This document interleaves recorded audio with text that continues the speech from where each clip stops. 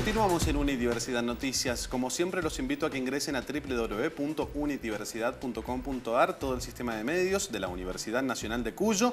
El contenido que generamos aquí en el canal se sube allí a la plataforma para que lo puedan volver a ver. Como la nota que vamos a tener a continuación, la entrevista aquí en el piso con Sergio Astorga. Él es docente, investigador de la Universidad Nacional de Cuyo y especialista en temas sociales y políticos de la región, aquí de Latinoamérica. Y vamos a estar analizando con él las elecciones en Ecuador. Sergio, ¿cómo andás? Buenas noches. Hola, buenas noches. Muy bien, gracias. ¿Todo bien? Todo bien, todo tranquilo. Bueno, muchas gracias. Empezando el año. Empezando este año 2017 y te deseo lo mejor. Algunos datos para repasar antes de la entrevista, porque todavía no se sabe si vamos a balotaje en Ecuador. 39.09 hace una hora, chequeamos estos datos, de Lenín Moreno, el candidato oficialista de Alianza País, y Guillermo Lasso, 28.28 del movimiento Creo.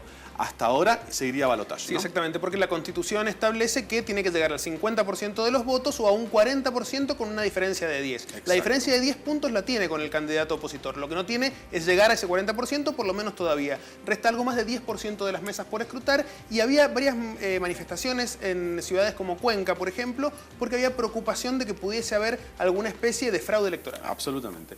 Sergio, bueno, un cambio radical se viene en Ecuador seguramente después de 10 años del mandato de Correa, ¿no? Más allá de que puede seguir su color político, pero hay un cambio, de un quiebre, ¿no? Sí, efectivamente. Bueno, Ecuador está viviendo en estas horas un momento agitado, digamos, no solamente en lo político, sino en lo social.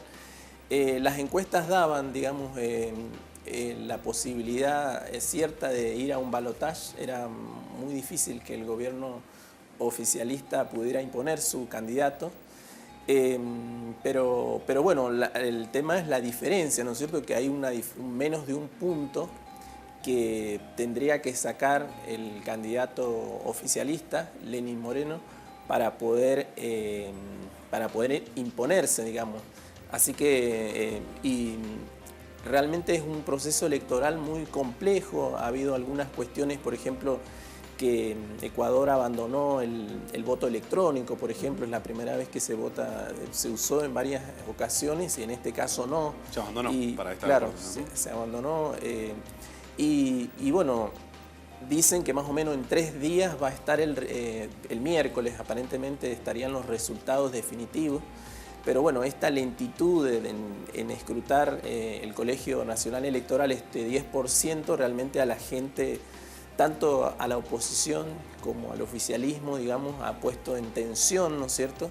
Y bueno, muchos se han agolpado a los diferentes organismos de este Consejo Nacional Electoral, que está también, ya lo habían puesto en la mira, digamos, porque es un organismo controlado por opositores, digamos, y bueno, y algunos funcionarios o algunas personas que están en este colegio se temía de que podían hacer algún tipo de maniobra, digamos, no sé si hablar de fraude, ¿no es cierto? Pero en la opinión pública ecuatoriana estaba ese sentir. Y bueno, y esto ha llamado desde anoche, hay mucha gente en este organismo, bueno, pidiendo pronta resolución de los resultados definitivos. La verdad, bueno, si no se consigue ese menos de 1% que necesita Lenin para llegar a la presidencia el 2 de abril, tendríamos el balotaje entre estos dos candidatos que obtuvieron la mayor cantidad de votos. Recordemos, bueno, hubo una tercera, la candidata Cintia. El apellido es medio raro, el apellido, pero Levité, algo parecido. Que tuvo algo más de 10%. Claro, una también vinculada al Banco de Guayaquil, tuvo el 16%. Ella ya anunció que va a llamar a todos sus votantes a apoyar al opositor del movimiento que viene a continuar, digamos, la oposición fuerte del gobierno de Correa. Esto podría cambiar entonces claramente el resultado. Si se va a un balotaje, podría claramente ganar quien hoy tiene menos votos. Claro. Claro, sí. Después, aparte de ellos tres, hay más o menos 4 de otros candidatos que entre todos suman 15, 16 puntos. También es un número para ver quién va a Claro, apoyar a hay esa de gente, ellos ligados a la extrema izquierda, digamos, que no acompañaron en este caso a Correa, y otros ligados a la extrema derecha, incluso un expresidente, Bucaram, que fue expresidente, consiguió cerca de 5%. Yo creo que bueno, ahí entre el voto de Bucaram y los 16 de la candidata del Partido Cristiano, realmente pueden poner en jaque la continuidad de la revolución ciudadana, ¿no es cierto? Claro. Ha jugado diferentes factores, ¿no es cierto?, en este escenario.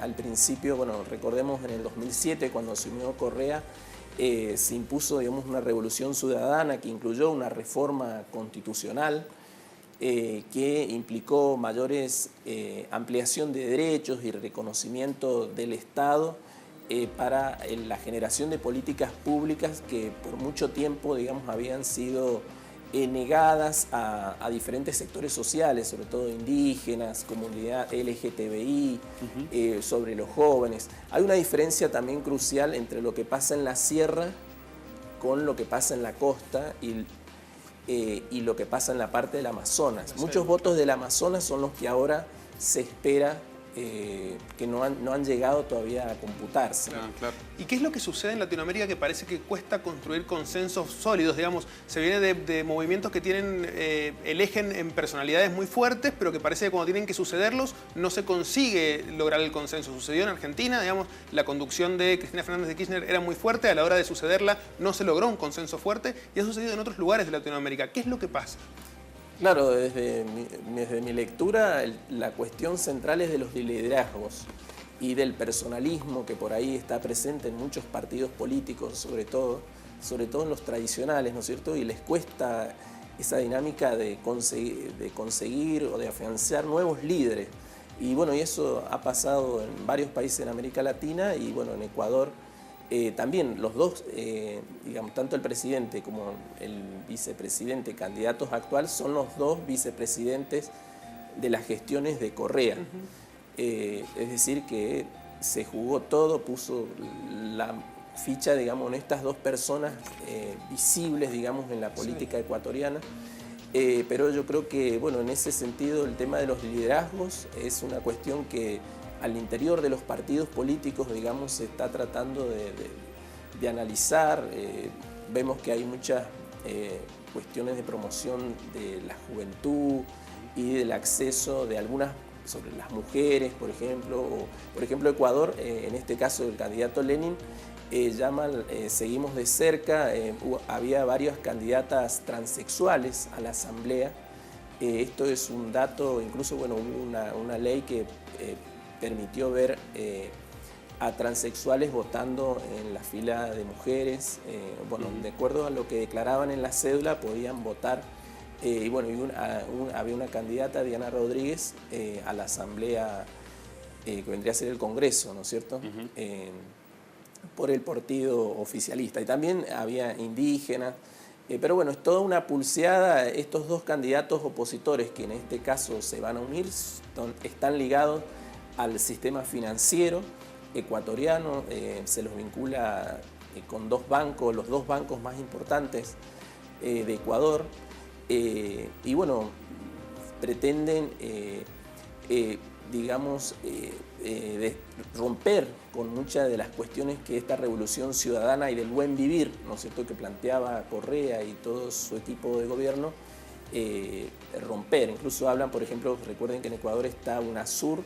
Se habla de que bueno, ese edificio se le va a sacar a UNASUR, se va a ocupar, se va a transformar en otro, para otra función, digamos. Se habla de romper lazos con esa propuesta fuerte del Banco del Sur. Digamos, hay diferentes. No se habló, por ejemplo, con esta idea de Trump, de querer deportar a muchos ecuatorianos que están en situación ilegal en Ecuador. Recordemos que muchos preguntan por qué en Ecuador todavía está el dólar vigente. Sí, claro. Muchos se preguntarán, bueno, el dólar se fijó en el año 2000, recuerden que en Argentina también se revoloteó esa idea. Sí. Se quedó en Ecuador. El segundo ingreso más importante viene de las divisas de los ecuatorianos que están alrededor del mundo. Claro. Y vienen a la familia. Y después, bueno, el primer ingreso es el petróleo. Y después vienen, bueno, la banana, que es un producto que casi el 100% se exporta, es la mejor producción ecuatoriana. Entonces, les ha ido bien, digamos, mantener esa unidad monetaria, digamos. Claro.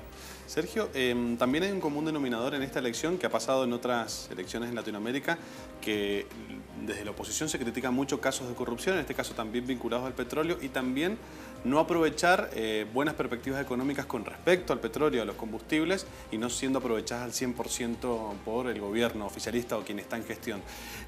¿Hay mucho político en este reclamo? ¿Existen verdaderamente? ¿Cuál es tu lectura? Sí, bueno, eso lo vimos ahora en la campaña, fuertemente en los medios de comunicación ecuatorianos, señalando, digamos, al vicepresidente vinculado con casos de corrupción a nivel regional. Bueno, fue desmentido, pero digamos fue una avalancha, digamos, de ideas en contra de la gestión de Correa. Yo lo veo, digamos, que hubo un avasallamiento, digamos, de los medios de comunicación buscándole, pero evidentemente, bueno, Correa impuso diferentes mecanismos de control muy fuertes que antes no estaban, el control en cuanto a los ingresos, no solamente externos, sino en cuanto a los impuestos, y eso ha sido reconocido como una política muy positiva, digamos, sobre todo del control en cuanto a los recursos. Pero evidentemente siempre puede haber algún funcionario involucrado en esto de la corrupción, que es un fenómeno mundial, claro, que realmente, bueno, hay que buscar mecanismos de transparencia, ¿no es cierto?, de rendición de cuentas, también de control de los patrimonios, ¿no es cierto?, de funcionarios. Bueno, en el caso de Ecuador, en estas elecciones hubo una consulta popular. Sí, sobre los paraísos fiscales. Claro, se le impide a cualquier funcionario postularse a un cargo público si cuenta con ingresos en algún paraíso fiscal. Claro. Algo que mucho en los medios no ha salido, pero bueno. Claro. Sergio, te agradecemos mucho la visita. Se nos acabó el tiempo, lamentablemente. Bueno, pero gracias. Vamos a invitar para otra charla sobre temas latinoamericanos. Por supuesto. Un abrazo. Gracias. Hacemos pausa, ya venimos. Se viene Gastón con mucha información.